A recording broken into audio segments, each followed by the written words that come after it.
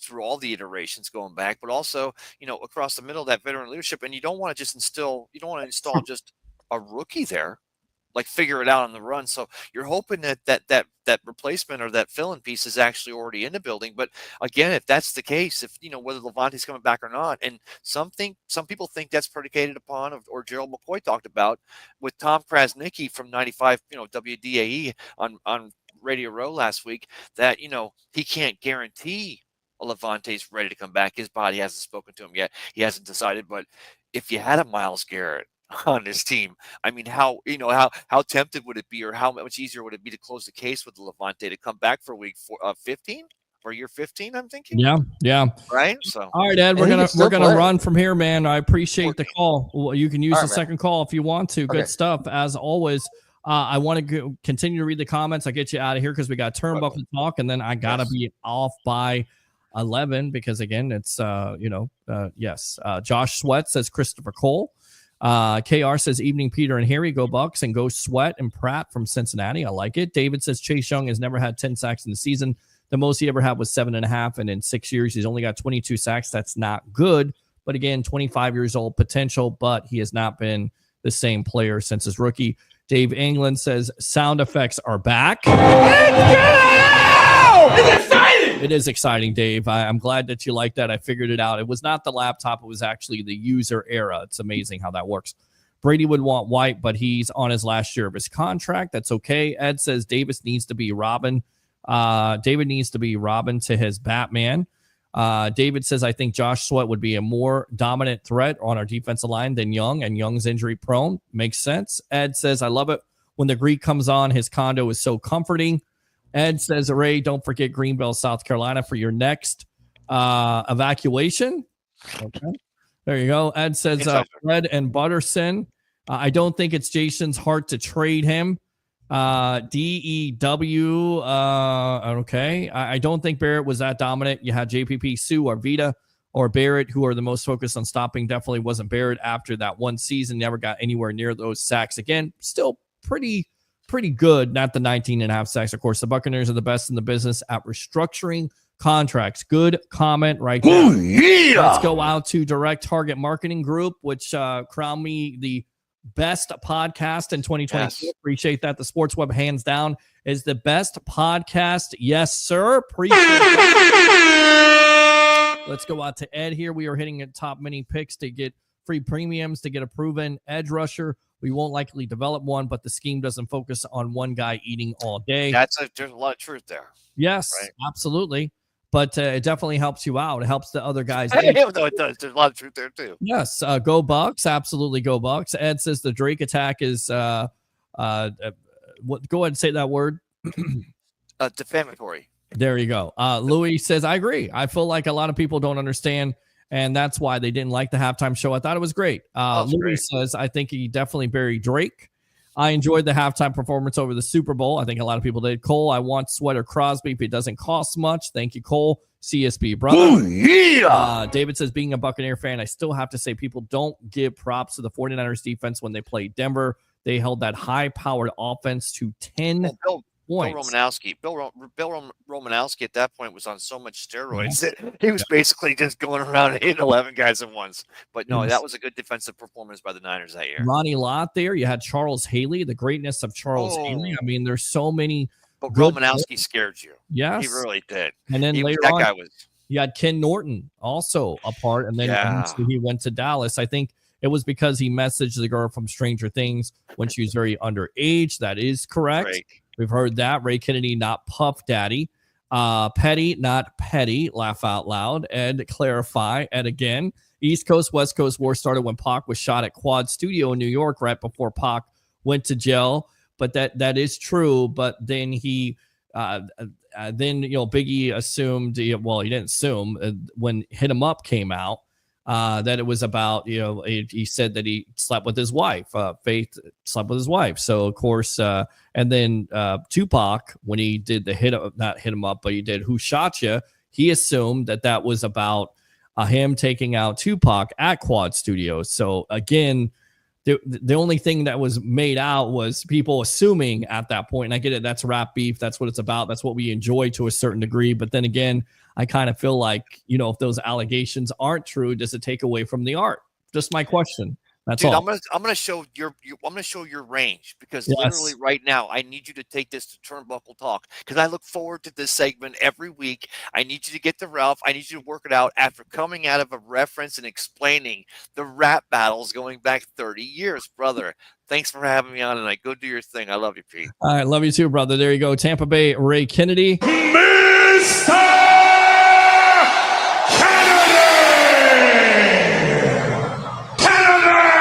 All right, there you go. Tampa Bay, Ray Kennedy, best of the Bay. Great stuff there.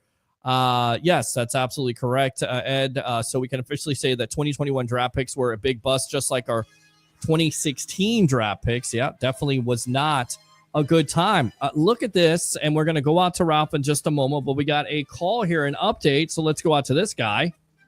Book him, Dano. Let's go out to Mr. Philadelphia Eagle himself. He's a big-time Eagles fan, the legend himself, former coach, scout, and now media member of Night Sports Productions, Amped Up Sports, Mr. Leo Haggerty. Welcome to the Evolution of Sports Talk Television. We got Ray on with us. What's going on, man? Well, we had a first tonight at USF. Okay. Triple overtime. Really? Okay. Triple USF overtime. USF won in triple overtime. And it was the first time Coach Fernandez has ever been in a triple overtime in his storied career out of USF, which I think now is in his 26th year. Wow. But it was phenomenal. Pusis hits a 3 at the buzzer to put it into overtime, and then she hits one from the logo right to put them up 3. And it was the craziest game, Peter.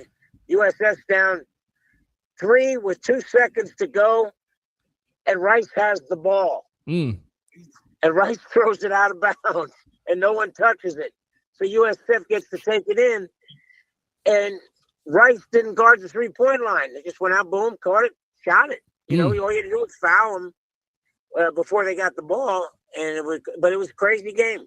Definitely crazy game for Jose Fernandez and the women's basketball team there for USF. So congratulations to them. I know you cover them for Amped Up Sports, Leo Haggerty. We appreciate you giving us the update. What else is on your mind, my friend? Well, I had a great 3.5 hours watching the Eagles dismantle the Kansas City Chiefs. Yep. And Peter, I had said this in the beginning of the year. I said there's 2 things. I got Ohio State winning the college football playoff, and I got the Eagles winning here. And, you asked me, well, why do you think that? I said, Saquon Barkley. He's going to make the difference now. He made the difference in the Super Bowl, but in a different way. And there's 2 things people aren't talking about that need to be talked about. Let's start on the defensive end first. The Eagles never blitzed. They rushed 4 guys. And we've talked to Ron Jaworski on so many occasions, and he says the quarterback's worst fear is color in his face. And Davis and Carter just collapsed that pocket right in front of Mahomes. It got to a point where Mahomes had to look at the rush. And when that happens, you're going to get beat. Yeah, absolutely. And Josh Sweat on the outside, definitely. And we were talking about this tonight, Leo, and we're on with Leo Haggerty of Amped Up Sports from USF Women's Basketball after their victory tonight. It's the Sports Web. I'm your host, Peter Blake. Josh Sweat on the outside absolutely benefited from that interior pressure, which was in Mahomes' face all night long. Yeah, and the bottom line was the edge guys didn't get deeper than Mahomes. They did exactly what the Bucs did. Is they forced Mahomes, if he's going to go, you can't step out. You got to go out and around. Yeah. And they were able to run him down because they have really good athletes. But it was the simplest game plan in the world, but no one recognized it except Ken Podolak and myself and Al Curtis, who we talked to tonight. And the Eagles only rushed 4, but they committed 5 to the rush. And now you're probably saying, wait a second, what's going on here? They spied Mahomes, but they spied him from 8 to 10 down the field. Mm-hmm. And it was a different linebacker. It was Vaughn. It was Baum. It was sometimes a corner, but it was a different guy. What it did is it took away Kelsey over the middle quick. And if the rush didn't get there, it forced Mahomes to pull the ball down. Yeah. Because he didn't know. In fact, the Baum interception that really iced that game and made it 24-0 at halftime, he was the spy. He was actually, and Mahomes never saw him. Now, Sweat walked Tooney right back into him. Mm. And, everybody said, well, Patrick Mahomes had a bad game. Well, and Andy Reid got out-coached. No, Andy Reid and Patrick Mahomes got out-athleted. Yeah. The Eagles' front four was bigger, faster, stronger, and meaner than the Kansas City Chiefs' offensive line. Agree. And they just dominated. Now, let's go to the other side of the ball. Mm. Spagnuolo had a choice. Are you going to stop Barkley or are you going to try and stop Hurts? Well, he did the right thing. He said, okay, we're going to take away Barkley. The problem was, and if you look at it, they had a safety that was mirroring Barkley. Mm. Wherever he went, they went. And their offensive line, everybody's saying, well, all he was getting was 2, 3, 4 yards. But the defensive line wasn't rushing. They were playing gap. Mm. And they were sitting there. So Hurts is back there just picking them apart. And Spagnuolo just, he can't do anything else. Right. Because, okay, if I don't take away Barkley, he's going to gash us. Mm. And right now, we're down 17-0, 24-0, and we've got no plan. And it wasn't they were out coached. They were out athleted. The Eagles, and we had said this, Peter, if this game doesn't come down to officiating, the Eagles are probably going to win by double digits because they're that much better than Kansas City. And everybody said, well, Mahomes will bail them out. Mm. We saw what happens when you make Mahomes a non-pocket quarterback. We saw that in Tampa, and we saw the exact same thing Sunday. You're exactly right. The pressure was getting on him, and then I feel like it's kind of similar to Super Bowl 37, where Jerry Rice doesn't get a catch until late in the third quarter. The same thing can be said about Travis Kelce and how the Eagles shut him down, and he didn't look like himself. And give credit to where credit is due. That defense did a good job. But in your opinion, do you feel like this could be the last time we see Kelce on a football field? Probably not. I don't think he wants to go out that way. Okay. And that's not a good way to go out. Let's be honest. Mm. They just think about this. The Kansas City Chiefs, who everybody thinks is like the greatest show on turf now, right, with Mahomes, they don't get over the 50-yard line until 2 minutes and 30 seconds left in the third quarter. They have 1 first down in the first half. They are 0 for the first half on third down. Right. That's a recipe for disaster. And it was. And again, I feel sorry for the defense, for the Chiefs, because they had to roll the dice, and it came up 7. They cracked. Simply as that. Because they thought, let's make Hurts beat us, and he did. Plain and simple. He torched them. He did. If you're the Tampa Bay Buccaneers, I know you got to run. I appreciate the time. We'll have to get you on here either a Monday or Wednesday and recap even more of this Super Bowl. And I definitely want to talk to you about Bucs free agency. But it's been mentioned, Myles Garrett is going to be on the trading block here. Trey Hendrickson could possibly be on the trading block. He led the NFL with 17.5 sacks. But Josh Sweat, 8 sacks last year, the Super Bowl performance. He will be a free agent. If you're the Bucs, are you pursuing Josh Sweat? I am looking into it. The only problem, Peter, is in the 3-4. Where does he fit? He fits fine in a 4-3. Right. Because he's the edge rusher. But where does he fit in Todd Bowles' 3-4? And again, he's not a hand in the dirt guy. He's a stand-up rush end. Mm-hmm. And we don't see a lot of that in Tampa. He'd have to probably play linebacker here. I'm not saying he can't, Right. but we got to see what player fits the scheme. I mean, Hendrickson and Garrett, they're your third down lineman. Mm. And you got Vita Vea in the middle. Now you'd have him. You'd have Cansey. There's your three down guys. Yeah. Where's your fourth? Where's your edge rusher? And see, this is the nice thing about the 3-4. They're going to rush four guys. You just don't know who that fourth guy is. And that's a quandary for an offensive coordinator. Well, because you play a lot of nickel also, you're going to run some four-man fronts. So I think Garrity's even talked about it. And I said, listen, you got to make a trade. And Ralph, just stand by. I know we're going to get to Turnbuckle Talk here right after Leo. We didn't expect it, but we got Leo on here. So we're going to give him some time to talk. And, for me, Garrett has talked about this on Radio Row a couple of weeks ago where he would be okay with being in a 3-4 defense. He would be open to it, but also you look at the National Football League and Todd Bowles' scheme, he's not always playing that base scheme. He's also playing nickel. So I think, if you get a Myles Garrett and you trade 2 first-round picks and a player, you've got to make that move because the window at this point is open. A lot of people would say, well, it's too much to give up. But when it comes down to it, your window is open. You're not sure if you can get somebody in free agency. Furthermore, you're not going to get, that player that is a generational talent like a Garrett or a Crosby at this point. And if you have to give up money for it, that's what you got to do. You got to make that move because he is been a constant factor the last 7 years, double-digit sacks. What do you think about Garrett? He would definitely be an improvement. Yeah. No doubt. Yeah. But right now, you got to figure out how to beat the Eagles, the Lions, and the Commanders. Well, that's what you got to figure out. To be fair, you don't have to worry about it. To be fair, in the regular season, they did beat the Eagles pretty handily. They did get by the Lions. They did beat the Commanders the first game. Of course, trouble happened there in the first round, but you're exactly right. And the way you beat the Eagles and those other teams is you've got to strengthen those interior lines, and that starts, in my opinion, up front defensively. The linebacker, the corner, we can talk about that all day long until the cows come home.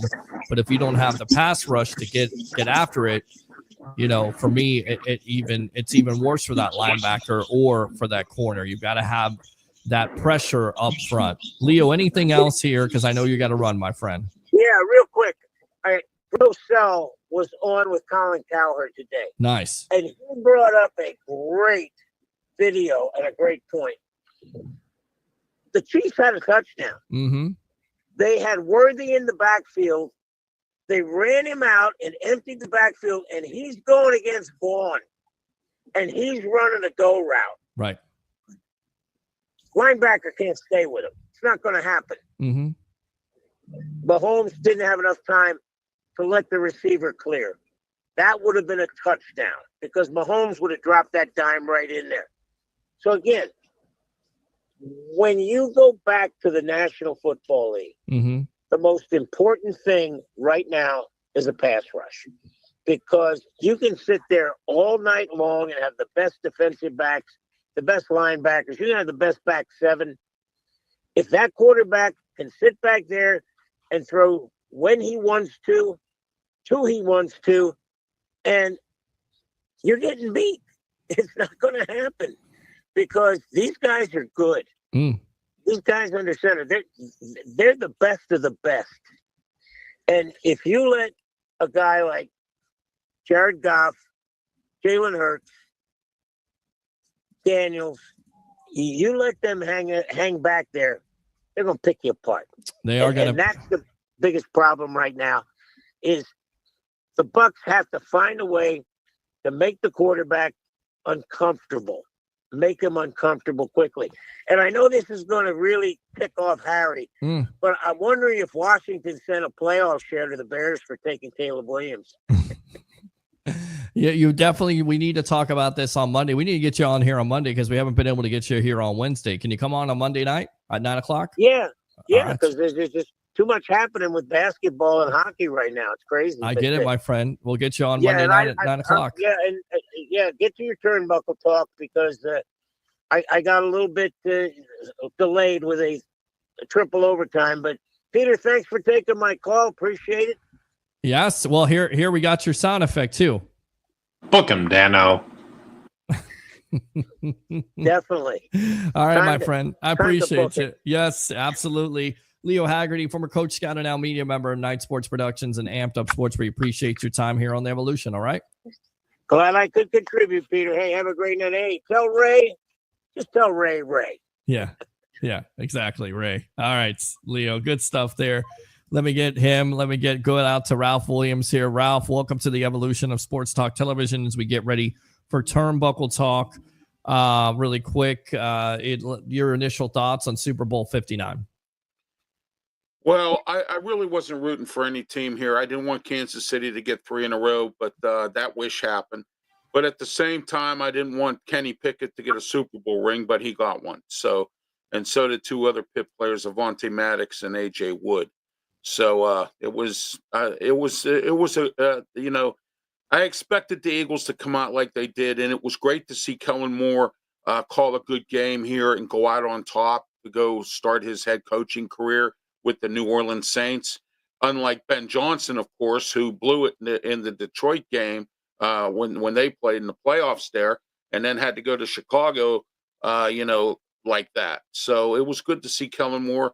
The game plan was good. Vic Fangio's defense came alive, and Kansas City got caught with their pants down, Peter. That's all I can say. Absolutely. Let's go out to this guy right here. Damn it, Jim, what the hell's the matter with you? Jim, you're on Turnbuckle Talk. You're on with yours truly, along with Mr. Ralph Williams here, bodyguard of the Burke. Yeah, I was making my second call. I forgot to talk about, listen, Leo Haggerty and what's your guest now? What's his name? Mr. Ralph Williams, yes. Yeah, Yes, hello. They broke it down. They made the defense simple, and it took the Eagles took a put by from the defense that was played in Super Bowl for the Tampa Bay that beat them. And it just shook the whole team. And really the big guys up front on both ends, they win championships. Yes. So, yeah, lines of scrimmage win championships. And the offensive line just bullied the Kansas City Chiefs. So well, I agree with you on that, and that was the big time key when it comes to that defense. And again, Josh Sweat leading the way there, and of course the 2 big hosses, as my uncle would say, and a Jordan Davis, and of course a Jalen Carter out of Georgia. That's the reason why you draft him in the first place. Jim, what else? That's pretty much all I want to say. I'll let you finish your show. I forgot to talk about that earlier. That's all. And then Patrick Mahomes, man, it looked kind of soft, and he got to come up with some stuff to come up with. So yep, he needs more wide receivers too. But well, he needs a number Patrick 1 wide Mahomes, receiver, right? He's not Tom Brady. Yeah, we can stop that conversation, Jim. Appreciate the call as always. We'll see you on Monday night, my friend, or maybe earlier. Who knows? Maybe I'll do a show over the weekend. All right. All right. Thank you. All right, man. Appreciate it. All right. One there, Jim. Thank you. All right. So we talked about Royal Rumble there. You have Jey Uso winning. Yeet. What did you think of that decision? Were you surprised by it? Because it comes down to, and when you get a chance to talk about this last week, I'm glad you're better now medically. Yeah, my neck is I have 2 pinched nerves in my neck, Peter, and it sometimes it get and last week it was real bad. So absolutely. Well, good that you're good now. That's always a great thing. But Jey Uso winning the Royal Rumble, were you surprised by that? Because a lot of people thought John Cena was going to win it, go off into the sunset, get that 17th championship. I mean, the right move, in your opinion, by WWE to crown Jey Uso the winner and going against Gunther at this point? Well, I think they had to go in this direction, Peter, because Jey Uso is a fan favorite. I mean, look at the Yeet movement. Look at the T-shirts he sells. Look at the merchandise that he's pushing. And it's time for him, main event Jey Uso, to win a singles championship. And I'm glad that he's, making his own legacy and not following behind Roman Reigns. Not that I have a problem with that. It's just a concept that I'm glad that they finally decided to go with Jey Uso. And if they make him one of the heads of the company, like Cody Rhodes, and as Vince McMahon would say, and I said this Tuesday night on my Wrestle Talk show, Vince McMahon would call him a B+ player. But I think Triple H has enough confidence in him, and I think that's going to happen. I think he's going to become a champion down the road here. Yeah, absolutely. You're completely correct about that. I definitely think it's bound to happen at this point. It should I happen was because he's surprised definitely- though, Peter. It really shocked the heck out of me. I actually did think it was going to be John Cena or Seth Rollins, somebody with a big name. I never expected Jey Uso to win this. I really did. I It thought it was really going to shocked me. be. I thought it was going to be CM Punk, and it was not CM Punk. Now the other shocking stuff that's been happening. Even Roman Reigns. Yes. I mean, yes. Yeah. you They had Ricky Starks was released by AEW. We had Miro and also Malachi Black. They're most likely all headed back to WWE. In fact, Ricky Starks last night made an appearance on NXT. He had this to say in his promo: if NXT is the future of professional wrestling, well, guess what? You need an absolute superstar of the future. If this is the hottest brand, well, you need the hottest free agent right now, baby. Everyone's been asking when the Revolution will be televised again. Well, I'm right here, aren't I? Of course, Starks was removed from AEW's roster page on Monday, and it was reported he's free and clear to go wherever he wanted. Now, there's been multiple reports of him being unhappy with AEW and their direction when it comes to storylines. And because of this, and because Tony Khan got wind of him moving on to possibly WWE, he hasn't been on television for the last couple of months. So what do we think of Ricky Starks? A lot of people say, Coldplay, Rock, a young version of The Rock. I think he's talented. He's great on the mic. He did some work there with Edge. What do we make of Ricky Starks in NXT? I like Ricky Starks. I'm glad he's there. Him and Ethan Page will be able to make something of themselves. They were kind of like put out the pasture in AEW, which Tony Khan right now needs not to be putting people out the pasture. He needs to keep everybody he can keep. He's starting to cut wrestlers like WWE does.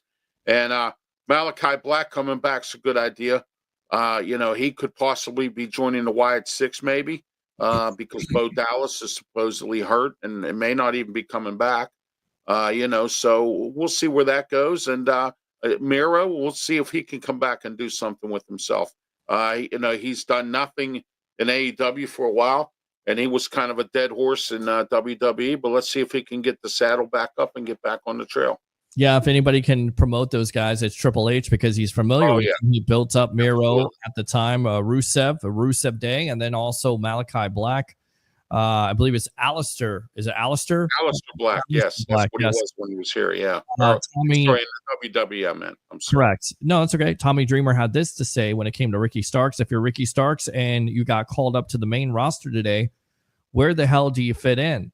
You probably miss WrestleMania. You don't fit in there. But Penta is different for the mask and the way he wrestles.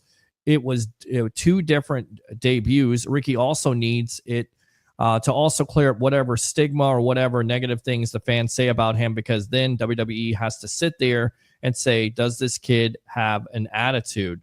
By Tommy Dreamer makes lots of sense. He's perfect on NXT. It is a getting bigger brand. They're on CW at this point. It makes sense. And again, Starks will have an opportunity to build himself up there. They'll have an opportunity to push him, and eventually he will get to the main roster because he's talented enough to do it. Now, Booker T had this to say when it came to Mr. Malachi Black.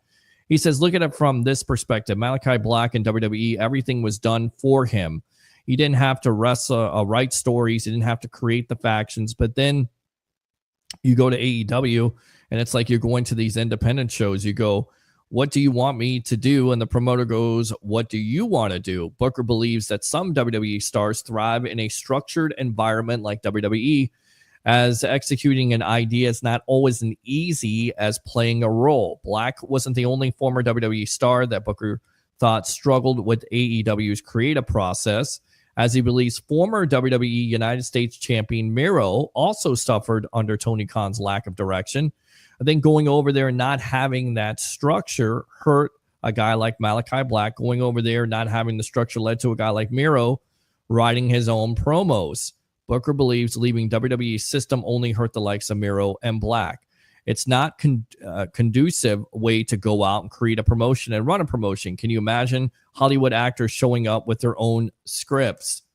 Well done, Booker T, on his podcast there, the Hall of Fame podcast. And I think WWE, Peter, will make Ricky Starks something. I really believe that, because they have the minor leagues, or if you want to call NXT that, the minor leagues of their system. and it's a development show, and it's great to have in the setting that it's in. And I think like Ethan Page and Ron Breaker and some of these guys, I think Ricky Starks will fit in really well with NXT.